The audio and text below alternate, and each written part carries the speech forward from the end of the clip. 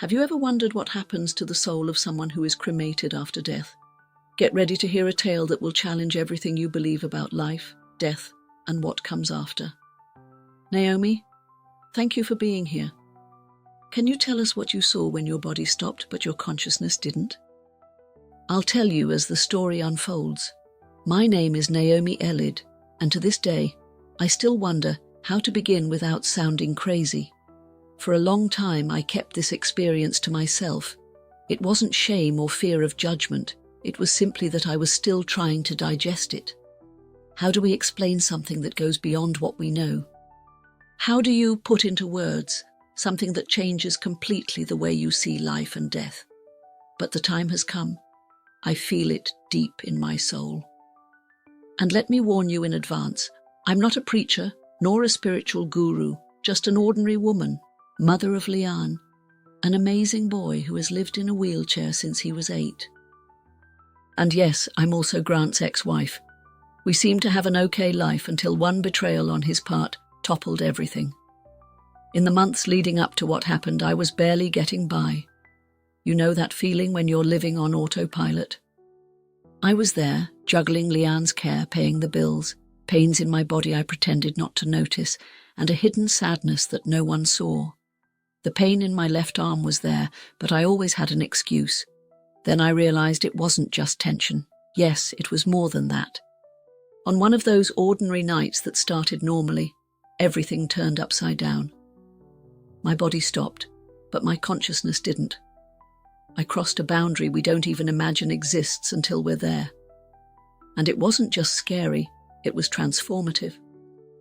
Returning after facing death didn't make me braver, but it made me more alive. It was there, between the end and the beginning again, that I understood a lot of things that before had seemed distant. And yes, I know it may seem strange, perhaps like fantasy to someone who has never lived through something like this. But I'm not here to convince anyone. I'm here to tell you what I lived through because there are people who need to hear this. There are people walking around feeling alone in their pain, not realizing that the light sometimes only appears after the deepest darkness. This story is about falling and rising with new eyes. It's about losing the ground and discovering wings. I push myself to the limit and back, not to recount a miracle, but to share a calling. Because sometimes we only understand the value of life when we look at it from the other side. Let's go back a bit, because all of this started long before that night. The months leading up to it had been a whirlwind. My marriage had already become nothing but a facade. You know that thing of smiling for the photo, but inside everything's in ruins. That was it. And it wasn't just a disappointment, it was a real kick in the teeth.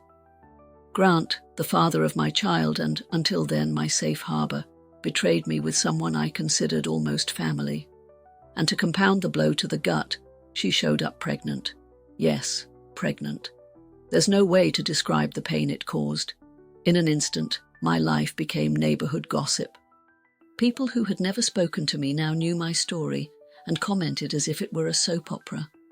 Everywhere I went, there was that look of pity, that awkward pause in conversations, those disguised whispers.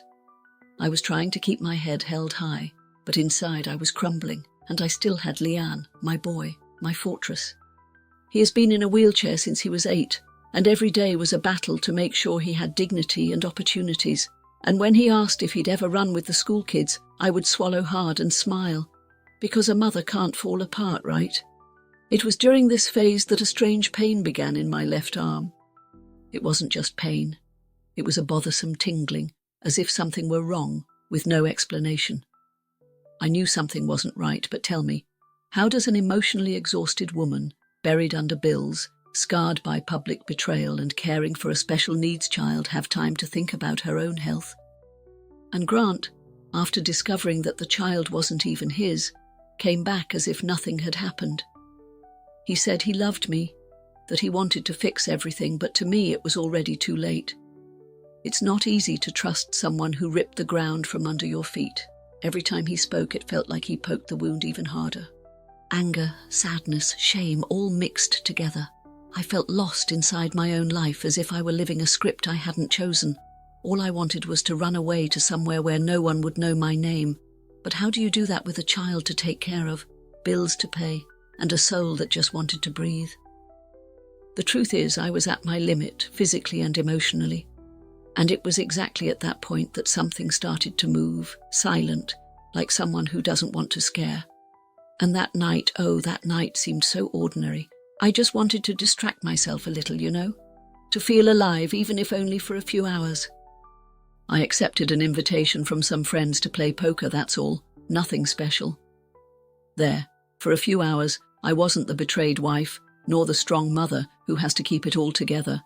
I was just Naomi, letting out silly laughs, eating chips from a bag, and forgetting about life.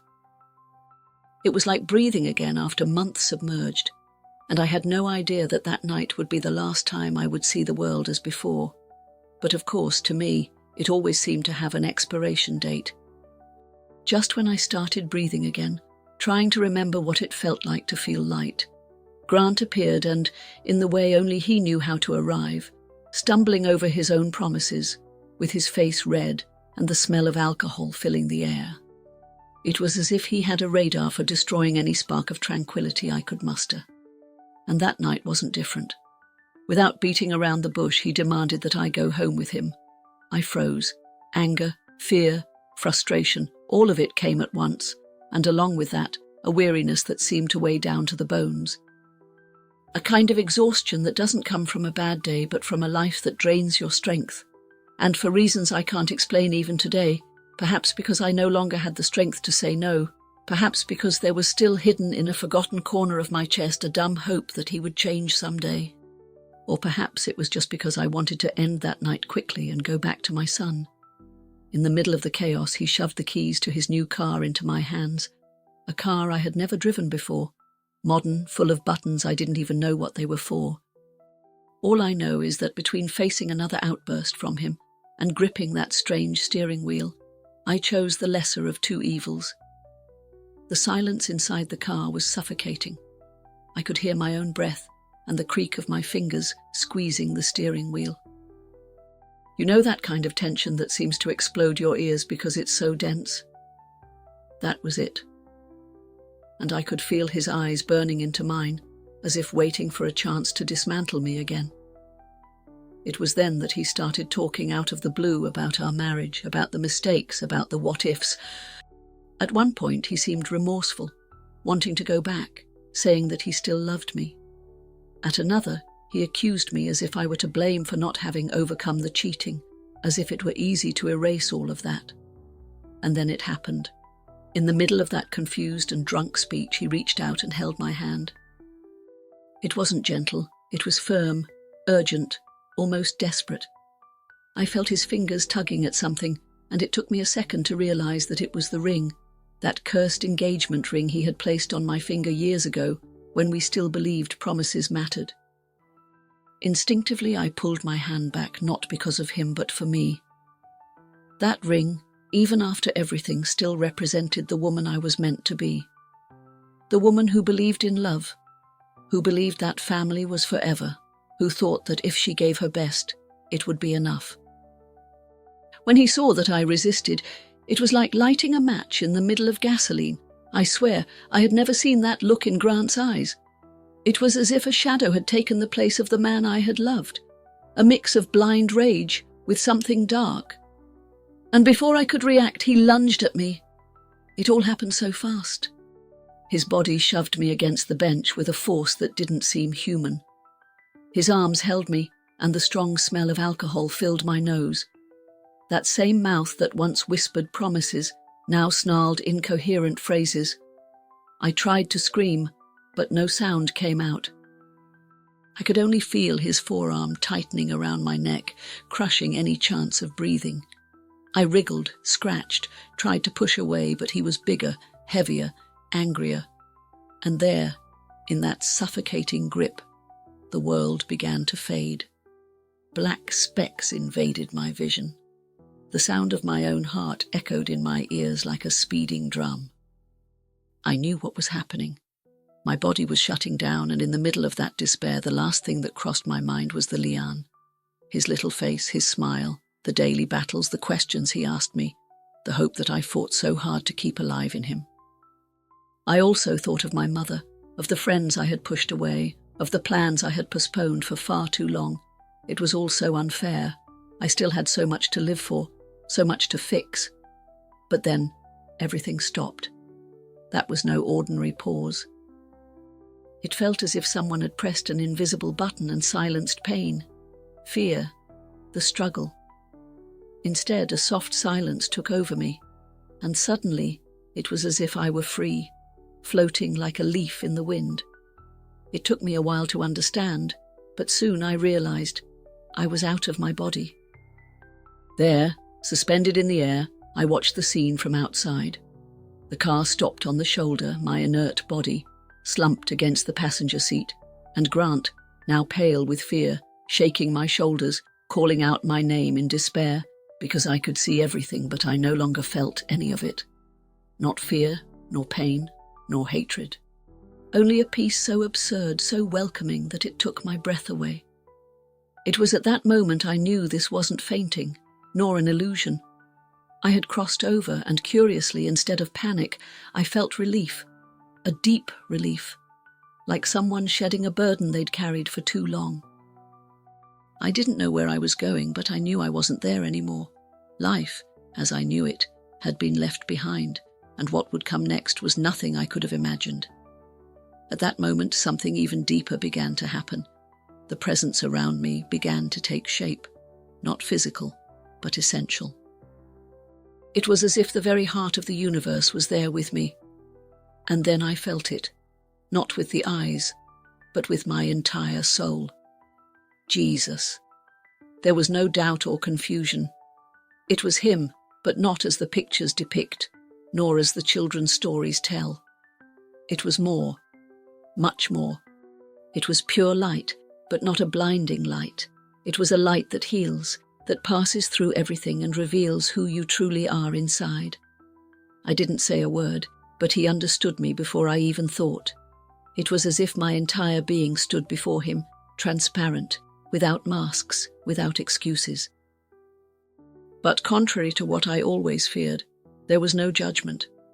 There was love, a pure love, so absolute that it undid me from within. And I cried, not with physical tears, but with a surrender that came from the soul. It was as if, for the first time in my life, I was seen in full and yet accepted. Jesus didn't speak to me with words, but I understood it all. Each gesture of his was an answer. Each look, if I may call it that, carried truths that pierced me like waves of light. He showed me my own life, not with reproach, but with mercy. I saw forgotten moments, small acts I never imagined had left their marks.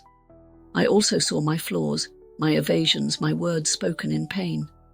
But he didn't point a finger. He spoke with love, like a father who teaches with firmness, yet with tenderness. And then he led me to understand something that changed everything. The suffering I endured, the betrayals, the humiliations, the weight of having to take care of myself, the fears about Leanne.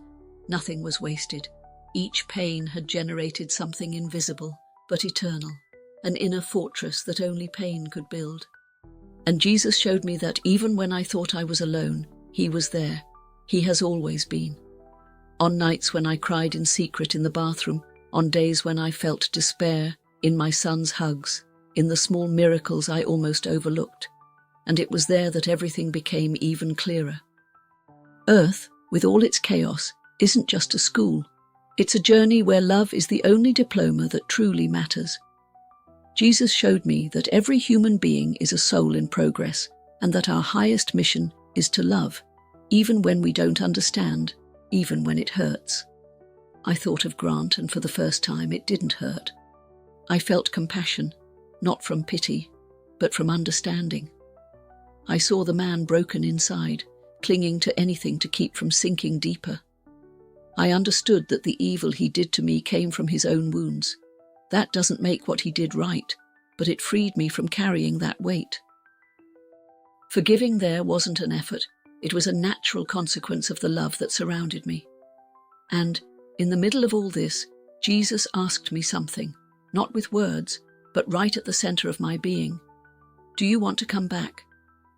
My heart trembled, because in that moment everything made sense. The peace was indescribable. But at the same time I thought of Leanne, and just thinking of him I knew. It was then that I understood. That vision wasn't just a beautiful scene to comfort me. It was a direct, clear, and loving answer from God. Leanne's future wasn't tied to the diagnosis. What I saw before me was the confirmation that his life carried a purpose far greater than I could ever imagine. And it wasn't just about walking again. It was about making an impact on the world, about loving deeply, about living beyond the limitations that we sometimes believe are definitive. I watched it all with a heart overflowing. It wasn't just pride, it was reverence. That was sacred. I watched my son bloom, love, build, and teach. I saw generations spring from his life. I saw people transformed by words he hadn't even spoken yet, but they were already echoing through time. And it was there that my spirit trembled, because that vision wasn't just about what would come. It was a calling. It was as if heaven itself said, "You still belong to this." At that moment, something changed inside me. Doubt gave way to decision. Even with all the peace of that place, I knew I couldn't stay. I had to go back, for him, for me, for everything that still needed to be lived and learned. The choice wasn't easy, but it was inevitable. And when I accepted that deep in my soul, Jesus looked at me again, not with human eyes, but with that presence that pierced through me and wrapped me in a love so intense it seemed to rewrite everything inside me. I felt as if he were handing me a new mission, but not with weight, with purpose. He didn't say, "Go there and fix everything." He conveyed something like, "Go. But this time, live with your eyes open. The heavens are with you." And then the return began. It was like crossing an invisible river. I felt my being drawn back, but now with something new inside me, a gentle, steadfast fire, a certainty that nothing would be the same again. And on that path back, I could only repeat in my mind, "Thank you, thank you, thank you." The last image I kept before returning was Leon's smile, grown already, with a serene gaze, as if he knew I had made the right choice, as if saying, even without words, "I'm waiting for you, Mom." And then the darkness gave way to the sound of the world. It felt like falling from an embrace into an abyss. That indescribable love, that light that wrapped around me like a mantle, simply vanished. In an instant, I was surrounded by hope, ready to return to earth with renewed purpose. In the next moment, everything grew dense, cold, and at the same time, burning, as if the very environment didn't know which pain to choose. The light that had guided me before went out, like a candle smothered between fingers. And what remained was something I never imagined feeling. The absolute absence of God was a living darkness. Not a shadow, not a lack of light, but a darkness that seemed to see inside me, that seemed to know my oldest fears and fed on them. The air hung heavy, as if I were breathing dust and despair at once. And the smell was a mix of sulfur, burned flesh, and something even more unbearable, raw despair. I saw things I will never forget. Souls, many of them, wandering, screaming, not with their voices but with deformed shapes, not because someone mutilated them, but because pain itself had shaped them that way. Some seemed to shrink into themselves, trapped in an eternal loop of remorse. Others crawled, as if searching for something they knew they would never find. There was no fire in the literal sense, but there were existential burns, a pain that came from within, as if each memory were a living ember gnawing at the soul. I understood then that this place wasn't a punishment sent to them. It was a consequence, a result of lives cut off, given over to hatred, to the ego, to the denial of love. No one cried out for help, because there, no one expected to. Hope did not dwell in that territory. It seemed ripped out, root and all. And then came the worst among the souls. I began to sense recognition, not of faces, but of stories. I saw people who lived behind masks, who seemed to have everything together on the outside, but inside had sunk into lies, pride, and self-deception. I saw religious leaders, family men, brilliant young people, all consumed by an emptiness built by their own choices. There, Jesus wasn't present, not because he had abandoned them, but because they had spent their whole lives moving away from him, step by step, choice by choice. That was when I understood hell is not a place full of monsters. It is the absolute silence where there was once a voice. It is the absence of everything that gives meaning to existence. It is to live forever without love. And yet, I was there. Why? That question pierced me like a blade. I had felt heaven, peace, the mission, and now I was here. I feared that perhaps I had not understood everything, that perhaps there were parts of me still bound to things I did not want to admit. Judgment, resentment, the lack of forgiveness that I claimed to have overcome, still pulsed inside me. The presence of fear grew. And I wondered, was I brought here to see or to understand? And it was at that moment that a voice broke the silence. It wasn't an ordinary voice. It was firm, serene, like a wave coming from the depths of the sea and crashing onto the shore. A voice I would recognize even if I were 1,000 galaxies away. You're not alone. It was him. Returning to the body felt like falling into a space that was too small. All that I had just experienced came flooding back. The first sensation was a shock, a suffocating squeeze, as if my soul were trying to fit into a place that no longer fit. My lungs burned, my chest felt heavy, and reality struck me with the force of a lightning bolt. Moments before I was beyond everything, free, light, understanding you and the universe in a single glance. Now I was only flesh, pain and confusion. I heard distant, muffled voices as if they were underwater. Someone was calling me, shouting my name, hands shaking me. I could smell alcohol again. It was like being hurled back into a rough world, full of noise and weight. My eyes opened slowly, and the ceiling light seemed like the real world. And for a moment, I longed to return to that place where everything made sense, where love wasn't a struggle but the very essence. But then Liam's face came to mind. Not the Liam I know today, the child in the wheelchair, but the man I saw in the vision. The loving father, the happy husband, the inspiring speaker. And with that image came the memory of what Jesus showed me. I still belonged to that connection. I was back, and this time with a mission burning inside me. But I won't lie, the first days were hard. The body seemed too heavy, the heart restless, and the soul still disoriented. It's hard to try to explain to people what you saw when you don't even have the words to describe it. I had to hear. It was just a dream. Just in your head, the trauma talking. And all of that hurt me, because what I lived through wasn't an illusion. It was more real than any day of my life.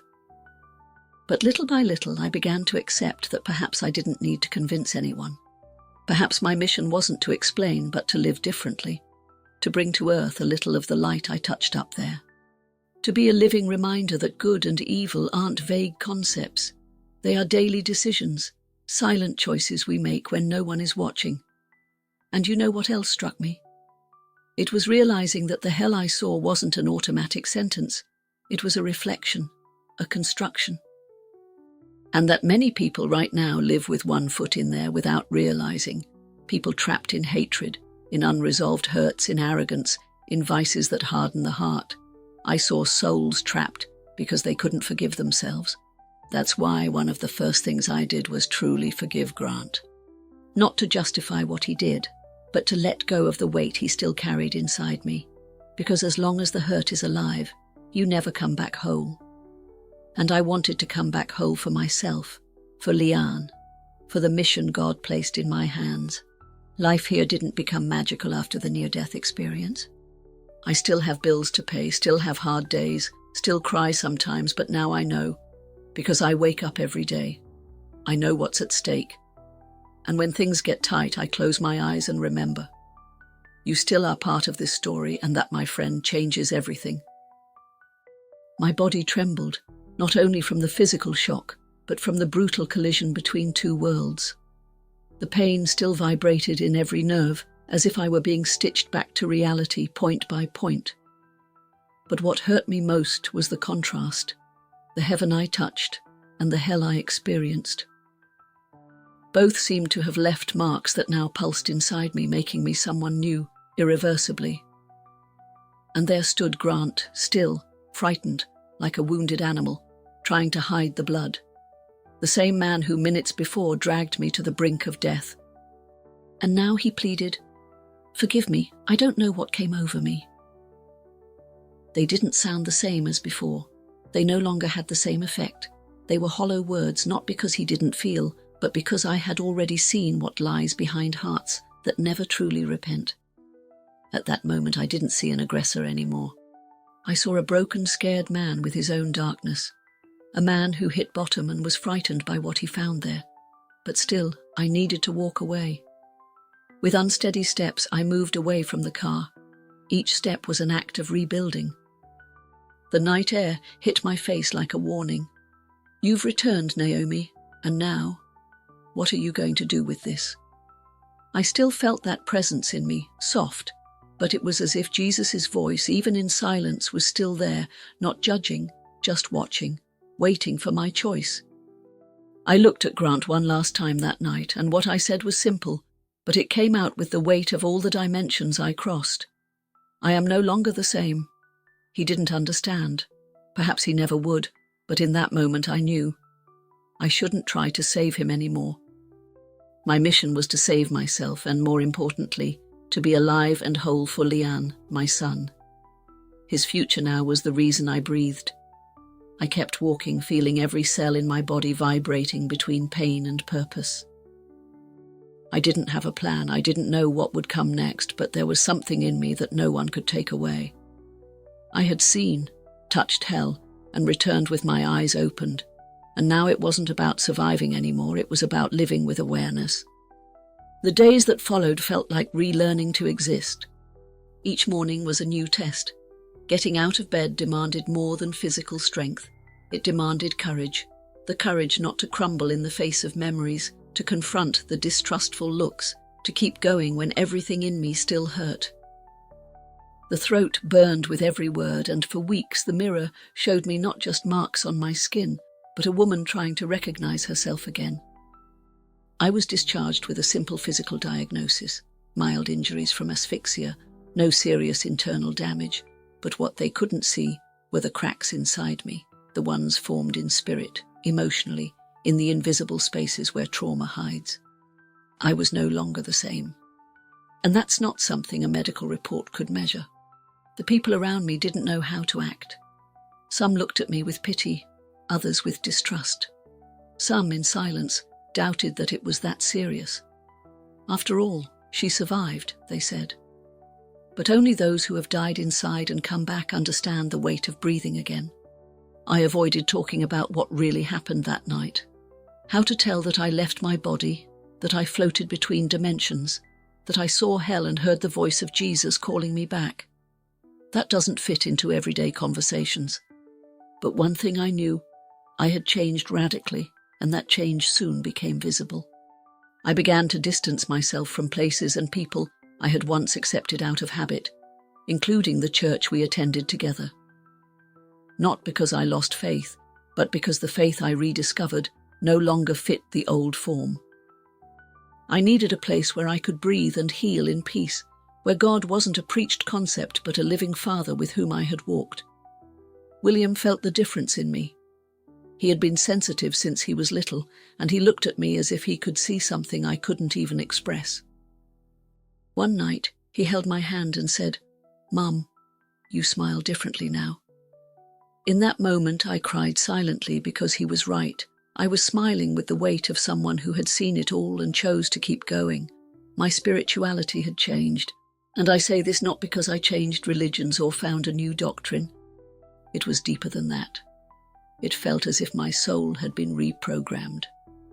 Before, my faith was full of rituals, repetitions, and ready-made phrases. Now, it came from within an experience that no one could take away from me. I began to seek God in simple things, in walks with Liam through the square, in the quiet mornings before the world woke up, in the unexpected kindness of a stranger. I no longer needed immediate answers.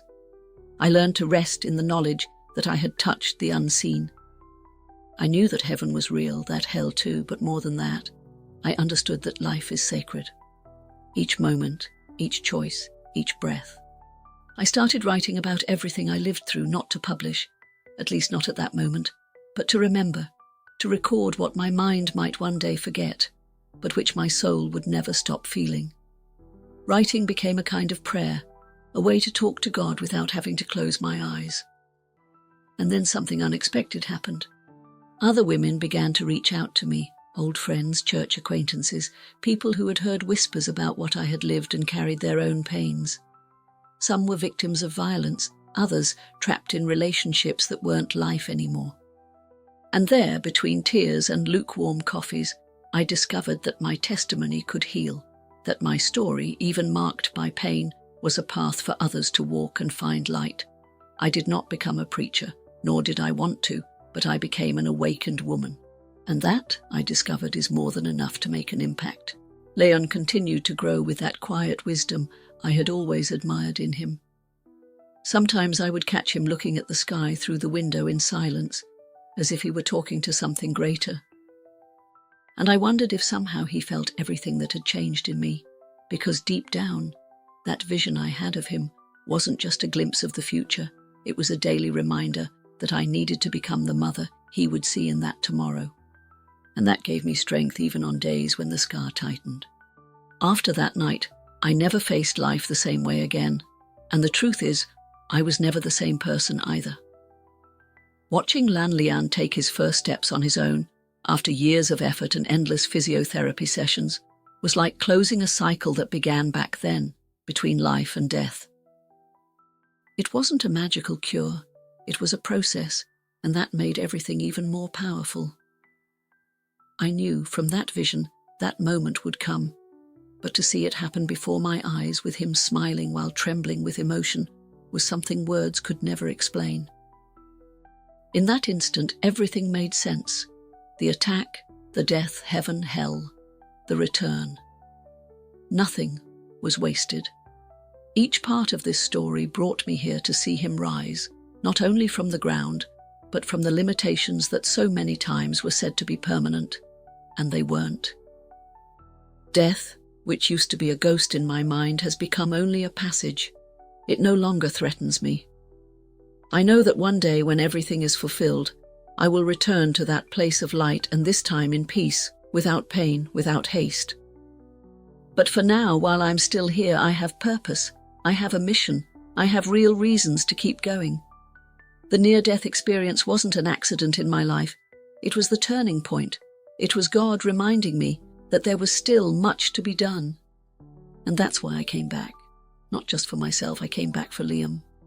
I came back for all the other people who would cross my path someday, needing to hear that, even in the worst moment, you can still start over. Forgiving Grant wasn't easy. It was a long process, full of ups and downs, but with time, I understood that carrying that weight only kept me from the freedom I was seeking. Watching Lian, now a teenager, mature with his feet on the ground and an open heart, was fundamental. Choosing to forgive my father was what touched me the most. He did this not out of weakness, and I knew then that I had done my part. Today, our life is very different from what it once was. Not perfect, but alive, full of meaning. Lon continues to teach me more than I could ever teach him. He is my daily reminder that miracles exist, but they rarely come ready-made. They are built one step at a time with perseverance and love. As for me, I move forward with an open heart, with my eyes lifted toward the sky and my feet firmly planted on the ground. Death no longer scares me, and life is now my greatest treasure. Every breakfast with my son, every conversation with a woman who reconnects through me, every quiet night in which, before bed, I give thanks for being alive. I don't need a stage, I don't need fame, I just need to keep living with purpose. And if my story reaches someone, if it touches a heart that was about to give up, then everything, absolutely everything, will have been worth it. After all, I died and came back to live not only for me, but for all who still don't know that it is possible to start over. What an amazing and transformative story. The Bible reminds us in Romans chapter 8, verse 38, "For I am convinced that neither death nor life, nor angels nor principalities nor powers, nor the present nor the future, will be able to separate us from the love of God." Thank you very much, Naomi, for sharing such a deep, brave and revealing experience with us. And to you who have watched up to here, may the blessings of the universe be upon your life. See you in the next video.